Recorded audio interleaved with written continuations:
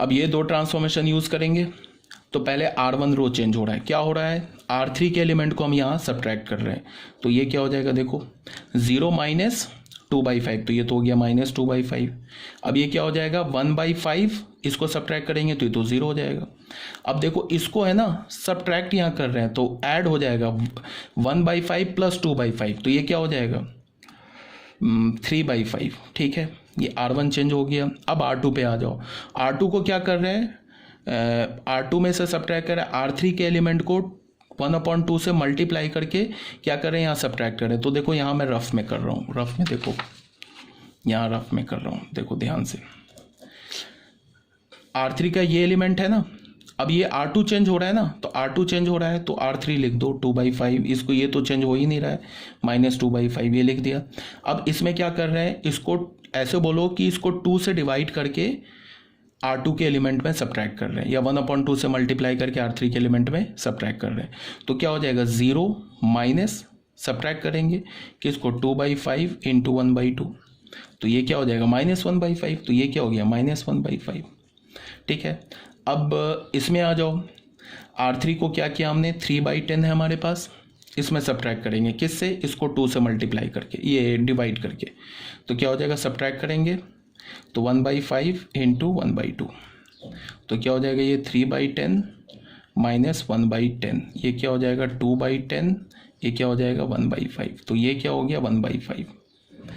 अब फिर आ जाओ, हमारे पास क्या है माइनस 2/10, इसमें से सब्ट्रैक्ट करना है, क्या करना है माइनस 2/5 को किससे मल्टीप्लाई करके 1/2 से, तो ये 2 कैंसिल हो गया, ये क्या हो गया माइनस 2/10, और ये क्या हो गया, ये माइनस माइनस मिलके हो गया प्लस, और ये क्या हो गया 1/5, तो क्या हो गया माइनस 2 प्लस 2 कैंसिल हो गया, तो माइनस 2 प्लस 2/10 ये हो गया 0, तो यहाँ क्या हो गया हमारे पास 0। ठीक है, ये हो गया A। अब ये तो ऑब्वियस सी बात है, ये तो हमारा आइडेंटिटी मैट्रिक्स बन गया 0 1 0 0 0 1, तो ये जो मैट्रिक्स हुआ ना ये B मैट्रिक्स हो गया, ये मैट्रिक्स हमारा I बन गया। अब देखो, अब हम क्या लिखेंगे, अब हम क्या बोलेंगे, अब हमारा A इनवर्स निकल गया। A इनवर्स हमारा कौन सा मैट्रिक्स हो गया, B मैट्रिक्स। तो हमारा A इनवर्स क्या हो गया, A इनवर्स हमारे पास क्या मिल गया, A inverse is equal to B, और B मैट्रिक्स क्या है माइनस 2/5 0 3/5 माइनस 1/5 1/5 0 2/5 1/5 माइनस 2/5, ये हमारा आंसर हो गया। अब अगर तुम्हारे पास ये आंसर सही है, इसको कंफर्म करने के लिए क्या करोगे, अगर तुम्हारे पास एग्जाम में टाइम है तो ये इसको जो गिवन मैट्रिक्स है ना, ये तो A इनवर्स आ गया, जो गिवन मैट्रिक्स A है उससे मल्टीप्लाई करके देख लेना, अगर आइडेंटिटी मैट्रिक्स आ गया तो इसका मतलब आंसर हमारा करेक्ट है, नहीं आया तो इनकरेक्ट है। ठीक है, तो ये अभी मैंने जो सॉल्व किया ना, किस मेथड से सॉल्व किया, by using elementary row transformation, अभी कॉलम ट्रांसफॉर्मेशन नहीं यूज़ किया है। ठीक है, तो ये हमारा क्या हो गया, सॉरी दिस इज, ये हमारा रो ट्रांसफॉर्मेशन है, देख लो आंसर क्या आया हमारे पास। आंसर इज सेम आया है, माइनस 2/5 0 3/5 माइनस 1/5 1/5 0। ठीक है, तो ये हमारा क्या हुआ बाय यूजिंग रो ट्रांसफॉर्मेशन। ठीक है, हमने रो ट्रांसफॉर्मेशन से यूज़ करके आंसर निकाल लिया। अब आ जाते हैं बच्चों method number 2 by using elementary column transformation. ठीक है,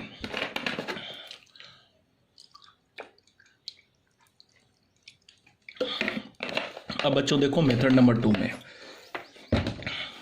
मेथड नंबर 2 में क्या है, कुछ नहीं, मेथड 2 को ध्यान से देखो। मेथड 2 क्या है, method 2 by using elementary column transformation.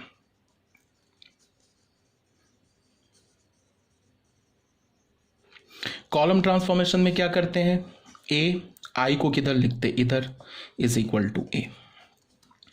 ठीक है, ए हमारे पास मैट्रिक्स क्या गिवन है, ए हमारे पास मैट्रिक्स गिवन है ए, आई यहाँ लिख लिया 1 0 0 0 1 0 0 0 1। अब ए क्या है 2 -3 3 2 2 3 2 2 3 3 -2 2। ठीक है बच्चों, अब ध्यान से देखो, अब कॉलम ट्रांसफॉर्मेशन में क्या करेंगे, इसे आइडेंटिटी बनाना है, लेकिन हमें यूज़ क्या करना है, कॉलम ट्रांसफॉर्मेशन। और इसे आइडेंटिटी बनाएंगे, जो कॉलम ट्रांसफॉर्मेशन यहाँ यूज़ करेंगे सेम कॉलम ट्रांसफॉर्मेशन यहाँ यूज़ करेंगे, और जब ये आइडेंटिटी बन जाएगा तो ये इन्वर्स आ जाएगा। ठीक है, तो अब मैंने आइडेंटिटी मैट्रिक्स बनाने के लिए क्या बोला, सबसे पहले करोगे तुम क्या कि इसको 1 करोगे, इसको 1 करोगे। तो एक तो रास्ता 1 करने का क्या है कि पहले तुम ये जो फर्स्ट कॉलम है ना, हमारा फर्स्ट कॉलम, इसको तुम 2 से डिवाइड कर दो। अब कॉलम की बात करेंगे, अब रो की बात नहीं करेंगे।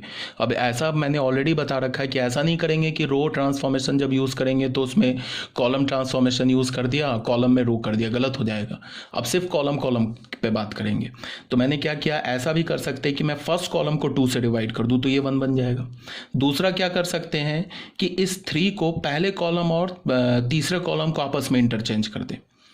ठीक है, उससे भी काम बन जाएगा। तो हमने क्या किया, हमने चलो पहले कॉलम ही को हमने क्या कर दिया, C1 को चेंज कर दिया। क्या कर दिया, हमने बोला कि C1 1/2 C1 कर दिया, पहले कॉलम को 2 से डिवाइड कर दिया।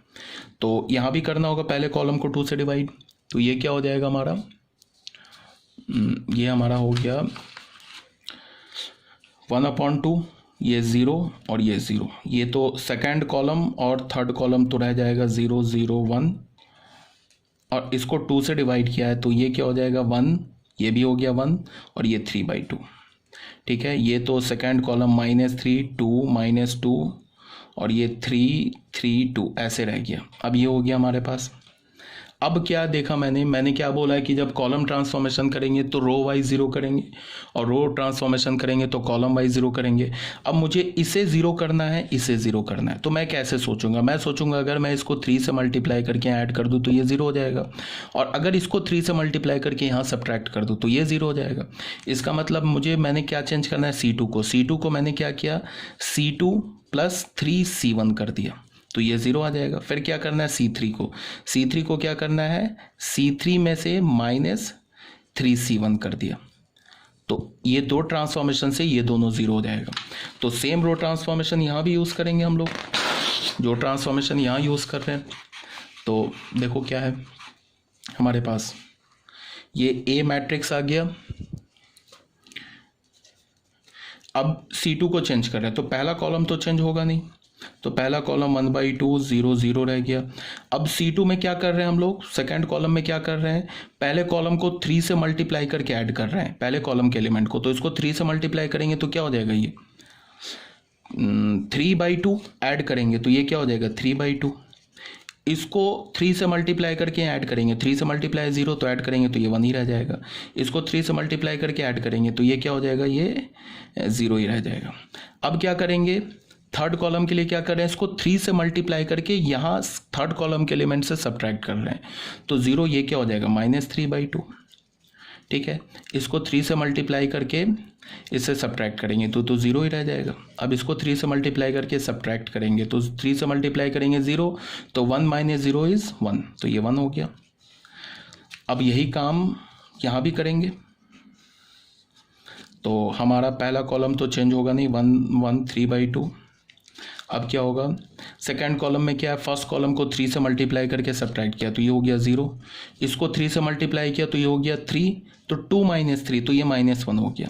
इसको 3 से मल्टीप्लाई किया तो क्या हो गया ये, अच्छा यहाँ सब्ट्रैक्ट कर रहा हूँ ना मैं, लगता है ऐड होगा ना। इसको 3 से मल्टीप्लाई करके ऐड किया 0, इसको 3 से मल्टीप्लाई किया 3 3 + 2 5 हो गया। देखो एक गलती होगी ना कहीं तो फिर से पूरा कैलकुलेशन मिस्टेक हो जाएगा। C2 को चेंज कर रहे हैं ना, 3C1 + 3C1 कर रहे हैं, तो 3 से मल्टीप्लाई करेंगे 3 3 + 2 5 हो गया। अब इसको 3 से मल्टीप्लाई करेंगे तो क्या हो जाएगा 9/2, और यहाँ ऐड करेंगे ना तो क्या होगा हमारे पास -2 + 9/2, तो क्या होगा -4 + 9 5/2, ये किसके इक्वल हो जाएगा 5/2 के इक्वल हो जाएगा। तो ये क्या हो गया 5/2, क्लियर है।